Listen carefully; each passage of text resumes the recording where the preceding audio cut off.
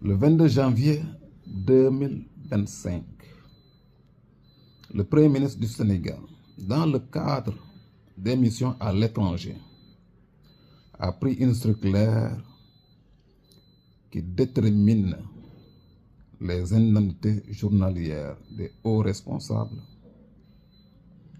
les classes de voyage, les autorisations de déplacement, le nombre de personnes devant voyager, d'autres interdits également. Pour ceux qui ne le savent pas, il existe un décret. C'est le décret numéro 2017-1371 portant réglementation des déplacements à l'étranger des agents de l'État et fixant les taux des indemnités de mission. Ce décret a été pris le 27 juin 2017 par le président de la République Macky Sall et contresigné par Feu Boun Abdallah Dionne, paix et salut sur lui. Vous savez, normalement, une circulaire avec le principe de l'ordonnancement juridique. La circulaire indique au sein du gouvernement, devrait indiquer au sein du gouvernement et de l'administration l'application de ce décret-là. En principe, puisque une circulaire n'est rien d'autre que un acte à caractère unilatéral interne à l'administration. Donc, un gouverneur peut prendre une circulaire, un ministre, un président du conseil départemental, un maire, et cette circulaire ne concerne que le service dont la personne chapeaute, dirige.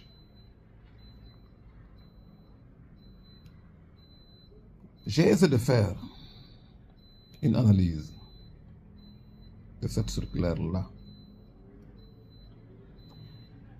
Et je vous dis, en ce qui concerne l'indemnité journalière de la zone 4,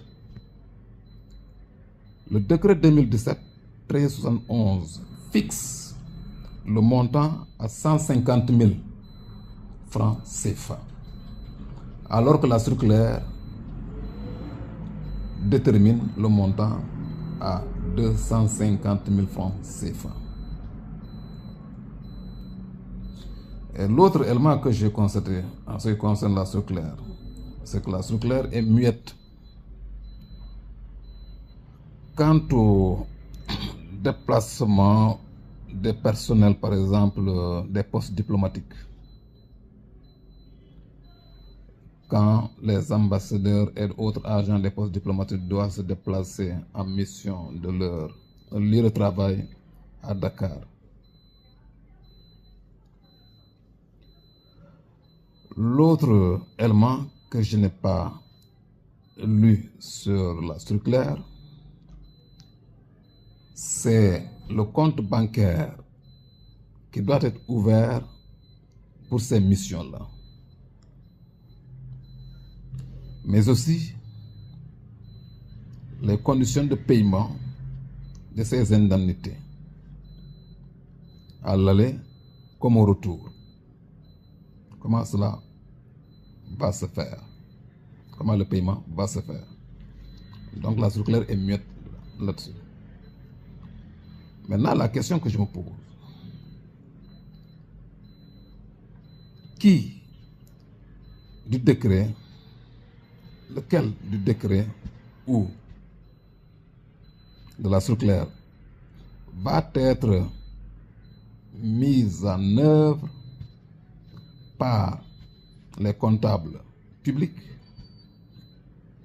par les directeurs des ressources humaines, par les ordonnateurs de dépenses? Est-ce que c'est le décret qui va être considéré ou c'est la circulaire qui va être appliquée? Or, si le décret là existe, pour que le décret ne soit pas appliqué, il faut que Bassirou Diomaye Faye prenne un autre décret pour l'abroger. Une circulaire ne peut pas abroger un décret, puisque le décret est supérieur à la circulaire. Et comme je venais de le dire, la circulaire détermine les modalités d'application. Une circulaire détermine les modalités d'application d'un décret. Donc, c'est très important d'être éclairci en ce qui concerne les agents responsables, en tout cas, d'organisation de ces missions qui payent. L'autre élément que j'ai constaté, que la circulaire détermine la classe de voyage du président de la République, du président de l'Assemblée nationale et d'autres présidents d'institutions comme la Cour suprême, etc. Mais cela signifie que cette circulaire a un caractère de décret.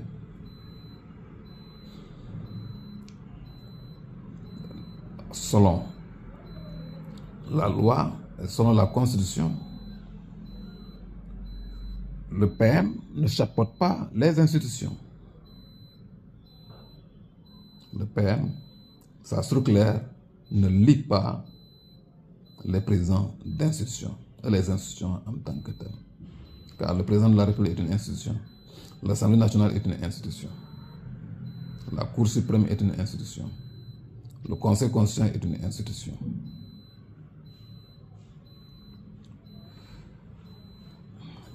L'article 42 de la Constitution stipule que le président de la République est le garant du fonctionnement régulier des institutions et non le PM.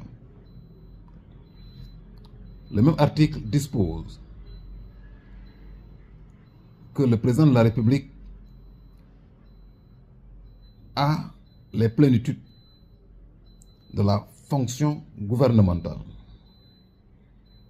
Donc, le président de la République dispose la plénitude de la fonction gouvernementale.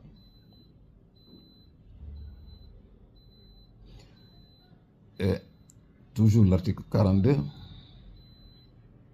c'est le président de la République qui détermine la politique de la nation. Donc, la politique des missions, c'est le président de la République qui doit en décider. C'est pourquoi vous comprendrez que le président de la République, c'est le seul commandant à bord. Le seul commandant à bord.